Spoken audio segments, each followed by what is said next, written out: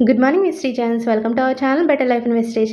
ఈరోజు వీడియోలో మనం లివర్ హెల్త్కి అంటే లివర్ యొక్క ఆరోగ్యానికి ఎలాంటి ప్రమాదాలు వస్తున్నాయి, దేని వలన వస్తున్నాయి అనేది క్లియర్గా తెలుసుకుందాం.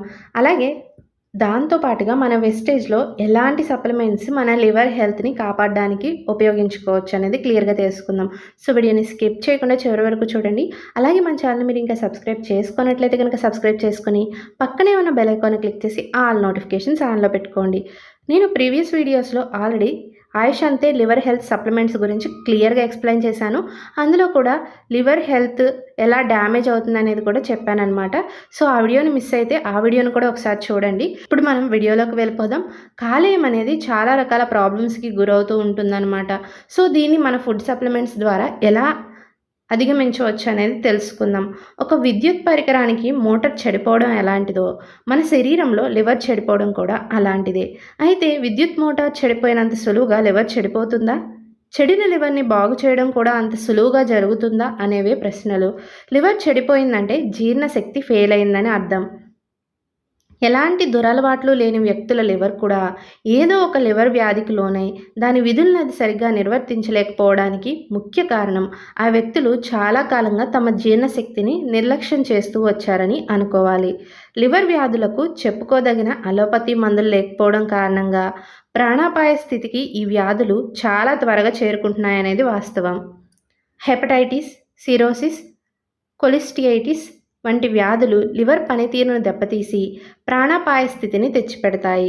ఇలాంటి వ్యాధుల్లో రోగి మామూలు ఆరోగ్య స్థితిని కాపాడుతూ వైద్యుల పర్యవేక్షణలో ఉంటూ లివర్ని శక్తివంతంగా తీర్చిదిద్ది లివర్ వ్యాధులను త్వరగా తగ్గించే మంచి ఆర్గానిక్ ఔషధాలను వాడుకోవడం చాలా అవసరం. కాలేయం అంటే లివర్ వ్యాధులు ఎలా వస్తాయి అనేది మనం తెలుసుకుందాం. సిరోసిస్ లివర్ స్వరూప భావాలని ఏమాత్రం బాగు చేయడానికి వీలు లేనంతగా పాడు చేసే వ్యాధిని సిరోసిస్ ఆఫ్ లివర్ అంటారు. ఈ వ్యాధికి 50% కారణాలు అజీర్తి మాత్రమే. కళ్ళు, సారా, విస్కీ వంటి మత్తు పానీయాలు, అనేక ఇతర వ్యాధుల్లో వాడే వివిధ ఔషధాలు కూడా లివర్ సిరోసిస్కి కారణమవుతాయి. అతిగా ఇనుము లివర్ ద్వారా ఎక్కువగా ప్రొడ్యూస్ అవడం వలన కూడా సిరోసిస్ వస్తుంటుంది కొందరిలో. తరచూ కామెర్లు, గోళ్ళు తెల్లబడ్డం, మనిషికి తెల్లగా పాలిపోయి శుష్కించిపోవడం, గోళ్ళు చెంచా ఆకారంలో వంగిపోవడం, వృషణాలు అంటే ముష్కాలు క్షీణించడం, పేగుల్లో రక్తస్రావం, ఆఖరుగా లివర్ ఫెయిల్యూర్, ఇలా ఈ వ్యాధి ప్రాణాంతకంగా పరిణమిస్తుంది. జలోదరం వ్యాధిలో పొట్ట చుట్టూ నీరు పట్టి పైకి ఎగదన్నినట్లయి ఊపిరాడినట్లవుతుంది.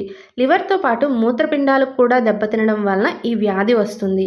హెపటైటిస్ వైరస్లలో అనేక రకాలున్నాయి. వాటిలో కొన్ని లివర్ని చేరి అది వాచిపోయేలాగా చేస్తాయి. అందువలన కామెర్లు ప్రముఖంగా బయటపడతాయి. కొందరిలో ఈ లివర్ వాపు జబ్బు అంటే హెపటైటిస్ అనేది నెలల తరబడి కూడా ఉండిపోతుంది.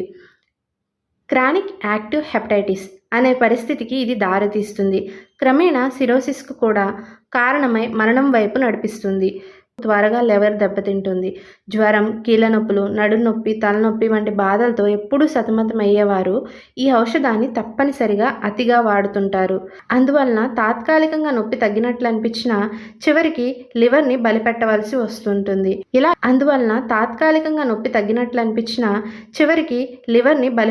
వస్తుంటుంది. ఇలాగే టీబీ మందులు, మత్తును కలిగించే మందులు, బీపీ తగ్గడానికి వాడే మందులు కూడా లివర్ నెక్రోసిస్ అనే ప్రమాదకర పరిస్థితిని తీసుకువస్తాయి.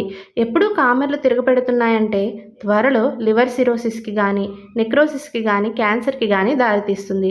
లివర్లో నెక్రోసిస్ వస్తే కామెర్లు, మెదడుకు నీరు పట్టి వాచిపోవడం అంటే ఎన్కెఫలోపతి, రక్తస్రావం, రోగి అకస్మాత్తుగా కోమాలోకి వెళ్ళిపోవడం, జలోదరం వంటి లక్షణాలు కూడా కనిపిస్తాయి. అప్పుడప్పుడు కొన్ని మానసిక లక్షణాలు కూడా వస్తుంటాయి. ఈ లివర్ నెక్రోసిస్ వ్యాధిలో లివర్ని బాగు చేసి బలసంపన్నం చేసి సాధారణ స్థితికి తీసుకురాగలిగితే 30% రోగులు పునర్జీవితం పొందే అవకాశం ఉంది. లివర్ దెబ్బతింటుందని ముందుగానే గ్రహించి లివర్ని శక్తివంతం చేసే ఆయుర్వేద ఔషధాలు వాడుతూ ఉంటే ఈ నెక్రోసిస్ ప్రమాదాన్ని నివారించవచ్చు. కామెర్లు లివర్ వ్యాధి అనగానే కామన్గా కనిపించే ముఖ్య లక్షణం కామెర్లు. ఇది ఎందుకు వస్తుందో ప్రతి ఒక్కరూ తెలుసుకోవాలి. రక్తానికి ఎరుపు రంగునిచ్చే ఇనుముకు సంబంధించిన రసాయన పదార్థాన్ని హిమోగ్లోబిన్ అంటారు. లివర్ ఈ హిమోగ్లోబిన్కి పుట్టినిల్లు. ఈ హిమోగ్లోబిన్లోంచి బిలిరుబిన్ అనే రసాయన పదార్థం విడిపోయి లివర్లో ఉన్న బైల్ డక్ట్ ద్వారా పేగుల్లోకి వదులుతుంది. ఈ బిలిరుబిన్ని బైల్ అని కూడా పిలుస్తారు. ఇది జీర్ణ ప్రక్రియకు తోడ్పడే రసాయనం. కామెర్ల వ్యాధిలో ఈ బయలు పదార్థం పేగుల్లోకి వెళ్లకుండా నిరోధించబడుతుంది. పేగుల్లో బయలు లేకపోవడం చేత జీర్ణశక్తి పూర్తిగా మందగించిపోతుంది. ఇది పసుపచ్చటి పదార్థం కాబట్టి జీర్ణ ప్రక్రియ చివరిలో విరోచన రూపంలో వెళ్ళే మలిన పదార్థాలు పచ్చగా కానీ గోధుమ రంగులో కానీ మనకు కనిపిస్తాయి. కామెర్ల వ్యాధిలో బయలు పేగుల్లోకి వెళ్ళదు కాబట్టి విరోచనం తెల్ల కాగితం అంత తెల్లగా వెళ్తుంది. పేగుల్లోకి వెళ్లకుండా లివర్లో మిగిలిపోతున్న బయల్ పదార్థం లివర్ ద్వారా రక్తంలోకి వచ్చేస్తుంది. దాంతో రక్తం అంతా పచ్చగా తయారవుతుంది. ఈ పచ్చదనాన్ని మనం కళ్ళల్లోనూ, నాలుక వెనుక భాగాన, అరిచేతుల్లోనూ, పలుచటి భాగాలన్నింటిలోనూ గమనిస్తుంటాం. కామెర్లలో ఒళ్ళు పచ్చిపడిపోవడానికి కారణం ఇదే. ఒక్కోసారి లివర్లో తయారయ్యే ఈ బయల్కి నీటిలో కరిగే లక్షణం కూడా పోతుంది. కామెర్లు వచ్చినప్పుడు రక్తంలో కలిసిన బయల్ మూత్రపిండాల ద్వారా ఫిల్టర్ అయ్యి మూత్రం ద్వారా బయటకు పోతుంది. కాబట్టి కామెర్లలో మూత్రం ఆవులు గేదెల మూత్రంలాగా పచ్చగా వెళ్తుంది. కామెర్లు రావడానికి చాలా కారణాలున్నాయి. ఆల్కహాల్, సారా, విస్కీ వంటి మత్తు పదార్థాలని లివర్ని ఖచ్చితంగా దెబ్బతీస్తాయి. హెపటైటిస్ వైరస్ వలన కామెర్లు వస్తే ఆ కామెర్లు ప్రాణాపాయ స్థితిని తెస్తాయి. ఫిట్స్ జబ్బులకు వాడే మందులు, బీపీ మందులు, మత్తునిచ్చే మందులు, పారాసిటమాల్ వంటి జ్వరం బిళ్ళలు తక్షణం లివర్ని దెబ్బతీసి కామెర్లకు కారణం కావచ్చు కూడా. గాల్ స్టోన్స్ అంటే గాల్ బ్లాడర్లో నిల్వ ఉండే బయల్ రసాయనం ఒక్కోసారి గడ్డలు కట్టినట్టు అవుతుంది. అవి రాళ్ళలాగా మారిపోతాయి. ఈ రాళ్ళనే గ్యాలన్స్ అంటారు. బయల్ రసాయనంలో కొలెస్ట్రాల్, బయల్ పిగ్మెంట్స్ అనే పచ్చరంగునిచ్చే పదార్థాలను, కొన్ని ఫాస్ఫోలిపిడ్స్ ఉంటాయి. వాటి పరిమాణంలో కానీ మోతాదులో కానీ తేడాలున్నప్పుడు సాధారణంగా గ్యాలన్స్ ఏర్పడుతుంటాయి. కొలెస్ట్రాల్ రాళ్ళు, బయల్ పిగ్మెంట్ రాళ్ళు, రకరకాల రసాయనాలు కలిసిన రాళ్ళు, ఇలా ఈ రాళ్ళు ఏర్పడుతుంటాయి. ఈ గాల్ స్టోన్ల వలన కోలిసిస్టియైటిస్, బిలియరీ కోలిక్ అంటే కుడి డొక్కల్లో తరచూ విపరీతమైన నొప్పి రావడం, కామెర్లు కూడా వస్తుంటాయి. ఇలా చెప్పుకుంటూ పోతే లివర్ వ్యాధుల గురించి పెద్ద అధ్యయనమే అవుతుంది.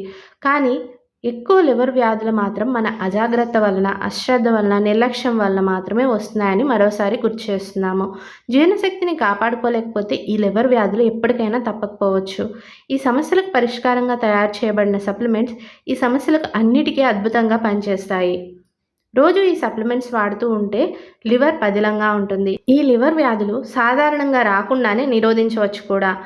లివర్ నిర్వర్తించే కార్యకలాపాల్లో ముఖ్యమైన కార్యం శరీరంలోని విషలక్షణాలను పెరగకుండా వాటిని బయటకు వెళ్ళగొట్టడం. లివర్ బలంగా ఉంటే విషం తిన్న మనిషి మృత్యుంజయుడే అవుతాడు. లివర్, స్ప్లీన్, ప్యాంక్రియాస్ అవయవాల్లో కానీ, కిడ్నీల్లో కానీ, పేగుల్లో కానీ గడ్డల వంటివి వచ్చిన వారు కూడా తప్పనిసరిగా ఈ సప్లిమెంట్స్ వాడుకోవాలి. టీబీ జబ్బు వచ్చినప్పుడు దానికి వాడే రిఫామైసిన్, ఐసోనియాజిడ్, ఇథాంబటాల్ అనే మందులకు స్ట్రెప్టోమైసిన్ ఇంజెక్షన్కు లివర్ని దెబ్బతీసే గుణం ఉంటుంది. కాబట్టి ఈ వ్యాధి వచ్చిన వారు విధిగా ఆయా మందులతో పాటు ఈ సప్లిమెంట్స్ కూడా వాడటం మంచిది.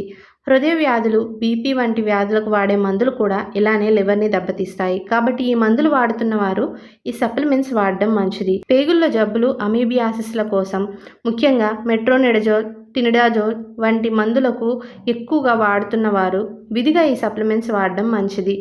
అన్నిటికన్నా ముఖ్యమైనది ఆహార పదార్థాల్లో రకరకాల కల్తీలు కలిసినవి తినడం, రంగు పదార్థాలు కలిసినవి వాడడం. ఇవన్నీ స్లో పాయిజన్సే. స్మోకింగ్, వాతావరణ కాలుష్యం, ఆల్కహాల్, మాదక ద్రవ్యాలు ఇలాంటివన్నీ లివర్ పనితీరుని దెబ్బతీస్తాయి. కాబట్టి శరీరంలో అత్యంత ముఖ్యమైన లివర్ అవయవాన్ని సంరక్షించుకోవడం కోసం మనం తప్పనిసరిగా సప్లిమెంట్స్ వాడుకుంటూ ఉండడం మంచిది. మన వెస్టేజ్లో లివర్ హెల్త్కి వాడవలసినవి ఆమ్లా, టాక్సిక్లిన్, liver health, aloe vera, ganoderma, curcumin plus, అలాగే ఫ్లాక్స్ ఆయిల్. ఇవన్నీ యూజ్ చేయడం వలన మీకు మంచి బెనిఫిట్స్ అనేది వస్తుంది. సో వీడియో అండ్ నా ఎక్స్ప్లెనేషన్ మీకు నచ్చినట్లయితే వీడియోని లైక్ చేసి కామెంట్ చేయండి. Thank you everyone. Wish you wealth.